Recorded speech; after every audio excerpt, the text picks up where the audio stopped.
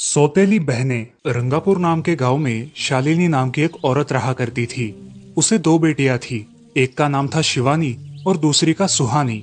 शिवानी जब छोटी थी तब उसकी माँ गुजर गई थी, जिसके कारण उसके पिता रघु ने दूसरी शादी कर ली। मगर उनका भी कुछ सालों में बीमारी की वजह से देहांत हो गया और इसी वजह से शिवानी के मन में उसकी माँ और बहन के प्रति प्रेम उत्पन्न नहीं हो पाया।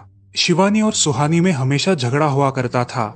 दोनों भी बहनें एक दूसरे से कभी प्यार से बात नहीं करती थी।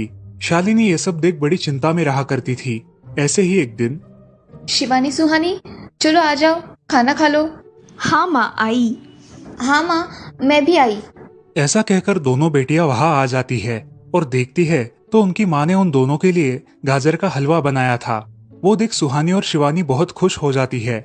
माँ, तुमने ये हलवा मेरे लिए बनाया है? मुझे बहुत पसंद है। मुझे पता है कि मेरी दोनों बेटियों को हलवा कितना पसंद है, इसीलिए तो मैंने तुम दोनों के लिए हलवा बनाया है। और मेरे लिए माँ? अरे हाँ बेटी, मैंने तुम्हारे लिए भी बनाया है। चलो अब जल्दी से खा लो, तुम दोनों को कॉलेज भी तो जाना है ना। जी माँ, मैं ये कटोरी ले लूँ? मुझे जल्दी पहुँचना है कॉलेज में। हाँ ले लो। और सुहानी, तुम ये वाली कटोरी ले लो। जी माँ। दोनों भी हलवा खाती है और एक दूसरे की ओर बहुत गुस्से से देखकर वहां से चली जाती है। वो दोनों भी कॉलेज में एक साथ पढ़ा करती थी। फर्क सिर्फ इतना था कि शिवानी 3rd ईयर में थी और सुहानी 1st ईयर में। उन दोनों में 2 साल का अंतर था। फिर भी दोनों में हमेशा नोकझोंक हुआ करती थी, जैसे कि वो दोनों एक दूसरे की दुश्मन हो। ऐसे ही एक दिन, दीदी, मेरे कॉलेज की ट्रिप जाने वाली है। तुम्हारी भी ट्रिप जाने वाली है क्या? हाँ, मेरी भी जाने वाली है, मगर मेरा जाने का मन नहीं है। क्यों दीदी? क्योंकि वहाँ पे तुम हो। मुझे भी कोई शौक नहीं है तुम्हारे साथ आने का। मैंने ऐसे ही पूछ लिया। मैं जा रही हूँ। शिवानी और सुहानी एक दूसरे की ओर मुंह फेरकर वहां से चली जाती है। अगले दिन दोनों भी कॉलेज में जाती है। तब उनके टीचर उनसे पूछते हैं, शिवानी, तुम कॉलेज की ट्रिप में आने वाली हो? जी सर, मैं आने वाली हूँ। ठीक है, मैं तुम्हारा नाम लिखवा देता हूँ। जी सर। ऐसा बोलकर टीचर ट्रिप के लिए जाने वाले विद्यार्थियों की लिस्ट बना लेते हैं। घर आकर शिवानी और सुहानी ये बातें अपनी माँ को बताती है। सुहानी, शिवानी, तुम दोनों ट्रिप के लिए जा रही हो, मगर वहां जाके झगड़ा मत करना, नहीं तो ट्रिप पे जाने की कोई जरूरत नहीं है। नहीं माँ, हम झगड़ा नहीं करेंगे। हाँ माँ, हम झगड़ा नहीं करेंगे। तो फिर ठीक है, तुम दोनों जाओ। ये लो ट्रिप के लिए पैसे, और बाकी के ये तुम्हारे पास ही रखना। माँ, हम कल जाएंगे और 2 दिन के बाद वापस आएंगे। ठीक है, चलो अब सो जाते हैं, कल तुम दोनों को निकलना है। अब वो सब खाना खाकर सो जाती है। अगले ही दिन सुबह उठकर वो दोनों भी अपने अपने बस में बैठकर ट्रिप के लिए निकल जाती है और इधर शालिनी अपने काम में व्यस्त हो जाती है। ऐसे ही कुछ देर बाद शालिनी को शिवानी का फोन आता है। माँ, हम दोनों यहाँ ट्रिप की जगह पहुँच गए हैं। अच्छा बेटी, तुम दोनों ठीक हो ना? हाँ माँ, मैं रखती हूँ, हमें यहाँ अलग अलग स्पॉट देखने जाना है। ठीक है, और जब वक्त मिले तो फोन कर देना। हाँ माँ, अपना और सुहानी का ख्याल रखना। हाँ माँ। फोन रखने के बाद शिवानी और उसके क्लास के सारे दोस्त वहाँ की एक जगह देखने जाते हैं। सुहानी भी उसके क्लास के साथ एक दूसरी जगह देखने निकल जाती है। सारे बच्चे एक साथ घूमकर वापस आते हैं। शिवानी सुहानी को ढूंढती है, मगर सुहानी उसे कहीं दिखाई नहीं देती। इसीलिए शिवानी को बड़ी चिंता होने लगती है। अरे, ये सुहानी कहाँ रह गई? इसका तो कुछ भी पता नहीं, कहाँ ढूंढूं इसे? तभी शिवानी को सुहानी दिखाई देती है और उसके जान में जान आ जाती है। सुहानी, कहाँ गई थी तुम? मुझे कितनी चिंता लग गई थी तुम्हारी। अरे, मैं यहाँ ही थी मेरी सहेलियों के साथ, मुझे कुछ नहीं हुआ। ऐसा बोलकर सुहानी वहाँ से चली जाती है। दूसरे दिन सब लड़के लड़कियाँ जल्दी उठकर अपनी तैयारी कर लेते हैं और पहाड़ पर जाने के लिए निकलते हैं। वो सब आज थोड़ा घूमकर शाम तक निकलने वाले थे। सब विद्यार्थी एक हिल स्टेशन देखने चले जाते हैं। शाम होने तक उस पहाड़ी का मजा उठाते हैं, लेकिन सुहानी बिना किसी को बताए उस पहाड़ी के एक अनजान हिस्से में चली जाती है। वहाँ का मनमोहक दृश्य देखते देखते गलती से उसका पैर फिसल जाता है और वो वहाँ से नीचे गिर जाती है। शाम हो जाने के कारण सभी विद्यार्थी वहाँ से निकलने लगते हैं और यहाँ सुहानी एक पेड़ के सहारे उस पहाड़ी की चोटी पर लटकी रहती है। शिवानी सभी विद्यार्थियों में अपनी बहन को ढूंढती है, लेकिन वो उसे कहीं नहीं मिलती। सुहानी को ढूंढते ढूंढते शिवानी वापस उसी पहाड़ी के पास आती है और उसे आवाज लगाती है। सुहानी, सुहानी कहाँ हो तुम? दीदी मैं यहाँ हूँ, बचाओ मुझे, मैं यहाँ हूँ। सुहानी की आवाज की ओर जाते ही उसे पता चलता है कि सुहानी पहाड़ी पर लटकी है। ये सब देखकर शिवानी बहुत घबरा जाती है। शिवानी अपनी पूरी ताकत लगाकर उसे ऊपर खींच लेती है। तुम यहाँ क्यों आई थी? अगर तुम्हें कुछ हो जाता तो मैं क्या करती? माँ को क्या जवाब देती? दीदी मेरा पैर फिसल कर मैं वहाँ गिर गई। मैंने बहुत आवाज दी मगर मेरी आवाज किसी ने नहीं सुनी। तुम ढूंढती हुई आई और मुझे बचा लिया। तुम दुनिया की बेस्ट दीदी हो। हाँ सुहानी, चलो अब घर जाने के लिए देर हो जाएगी, बस निकल जाएगी। सुहानी को ऊपर खींचते वक्त शिवानी के हाथ पर बहुत सारे जख्म हो गए थे, इसलिए सुहानी अपनी ओढ़नी फाड़कर उसके हाथ पे बांध देती है और अब वो दोनों बस के पास चले जाते हैं। क्या हुआ है शिवानी, हाथ से खून बह रहा है तुम्हारे? कुछ नहीं सर, मैं वहाँ पे गिर गई थी, अब मैं ठीक हूँ। टीचर और सारे छात्र गाड़ी में बैठकर घर जाने के लिए निकलते हैं। घर आने के बाद शिवानी सारी हकीकत अपनी माँ को बताती है और वो सब सुनकर माँ दोनों को गले लगाकर रोने लगती है। तुम दोनों एक दूसरे के साथ होते हो इसीलिए मुझे कोई टेंशन नहीं रहता, मगर मेरी बच्चियों खुद का भी ख्याल रखा करो। उस दिन के बाद दोनों सौतेली बहनों ने अपने बीच की सब नोकझोंक बंद कर दी और हंसी खुशी सगी बहनों की तरह रहने लगी। दोस्तों, इस कहानी से हमें ये सीख मिलती है कि हम सबको एक दूसरे के प्रति द्वेष की भावनाएं छोड़कर प्यार से रहना चाहिए। चंदनपुर नाम के गांव में चंपा नाम की एक औरत रहती थी। पति, 2 बच्चे और एक बेटी, ऐसा उनका पूरा परिवार था। उसका पति श्रीधर पोस्ट ऑफिस में जॉब करता था। उसके कमाई से ही घर चलता था। चंपा ने अपने घर के सामने एक छोटी सी दुकान खोल के रखी थी। उससे उसे जो भी मुनाफा होता वो अपनी बेटी की शादी के लिए जमा करके रखती।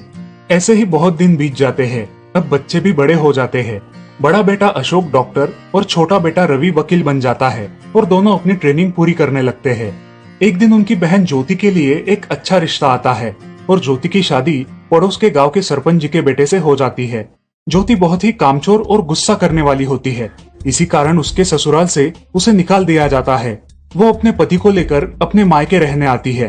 अब चंपा का जमाई दुकान चलाता है और चंपा और ज्योति आराम से वहाँ रहती है। अरे ज्योति, जरा अपने कामचोर पति को कुछ काम करना क्यों नहीं सिखाती हो? कुछ काम का नहीं है वो। अरे हाँ माँ, उनके पिताजी ने तो उन्हें ही घर से निकाल दिया और हमारे माथे मर दिया। जाने दो, पति है। माँ और बेटी इसी तरह तानेबाजी करती रहती।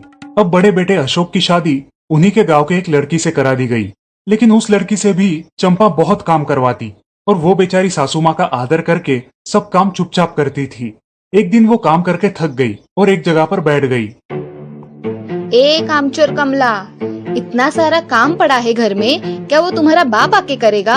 चलो उठ, काम कर। हाँ हाँ माँ जी, करती हूँ। ऐसा कह के कमला अपने काम पर लग जाती है और सारा काम खत्म कर देती है। चंपा अपने बेटे अशोक से घर आने के बाद चुगलियां किया करती थी। अशोक घर आकर कमला को बहुत भला बुरा कहता और कभी कभी तो उस पर हाथ भी उठाया करता था।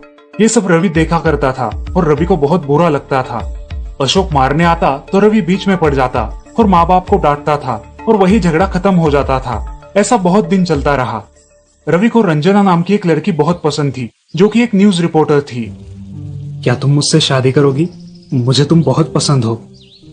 हाँ, मगर रवि, तुम्हारे घर में तुम्हारी माँ का बर्ताव मुझे बिल्कुल पसंद नहीं है, इसीलिए पहले तुम इसका कोई हल निकालो। अरे रंजना, मैं हूँ ना तुम्हारे साथ, तुम्हें टेंशन की क्या बात है? मगर रवि, तुम भी अगर मुझे मारने पीटने लगे तो मैं तुम्हें कोर्ट में खींचूंगी।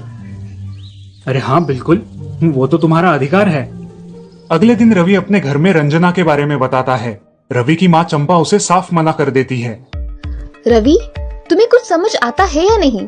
अपनी बिरादरी की लड़की से शादी करो बेटा। इस घर में ये आखिरी शादी है और मेरे भी कुछ अरमान है बेटा। अजय, आप कुछ कहते क्यों नहीं? हाँ बेटा, तुम्हारी माँ सही कह रही है, तुम इसकी बात मान जाओ बेटा। नहीं पापा, मैं शादी करूंगा तो सिर्फ रंजना से, वरना मैं शादी नहीं करूंगा। सब चुप हो जाते हैं। अगले दिन रवि मंदिर से शादी करके घर आता है। सब अचरज से रवि की ओर देखते हैं और चुपचाप अपने कमरे में चले जाते हैं। कमला उन दोनों का स्वागत करती है और वो दोनों अपने कमरे में जाते हैं। कैसे लगा मेरा घर? अच्छा है, मगर सब मिलजुल के रहे तो और भी अच्छा होगा। रंजना, तुम्हें मेरी माँ को सबक सिखाना होगा, तभी घर के सारे सदस्य ठीक हो जाएंगे। ठीक है रवि, जैसा तुम चाहो। अगले दिन रंजना अपने घर के मंदिर में पूजा करने जाती है। तभी रुको, मेरे भगवान के मंदिर में तुम मत आओ, जाओ यहाँ से। ये कहकर सास रंजना को वहां से भगा देती है और घर के किसी भी काम को करने से मना कर देती है। तब क्या माँ जी, आज से मैं इस घर की बहू हूँ।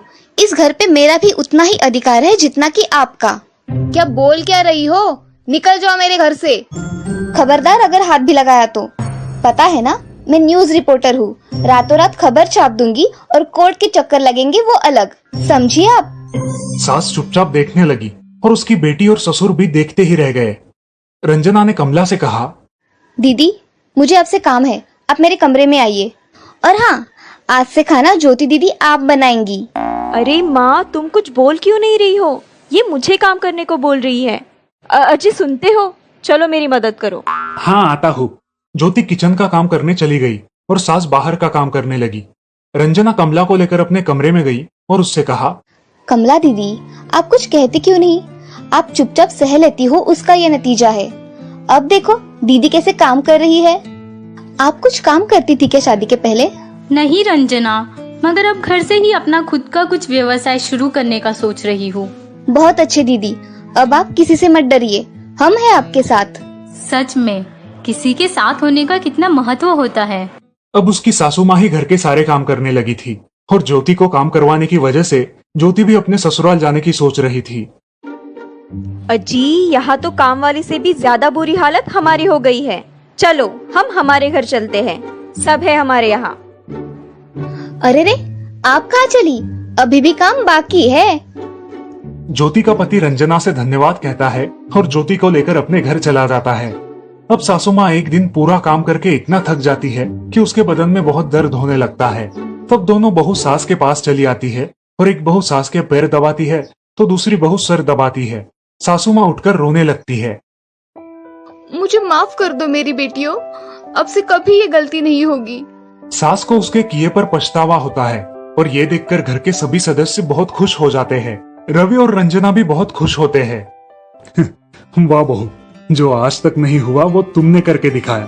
बहू हो तो ऐसी। रंजना अपने बर्ताव के बदले माफी मांगती है और अब सब लोग खुशी खुशी रहने लगते हैं। तो दोस्तों, इस कहानी से हमें ये सीख मिलती है कि हम सब मिलके परिवार बनता है और हम सब परिवार का महत्वपूर्ण अंग होते हैं। परिवार के काम मिल बांट कर करना ये हमारी वैयक्तिक जिम्मेदारी है। Like and subscribe. Hit that like button and subscribe for more.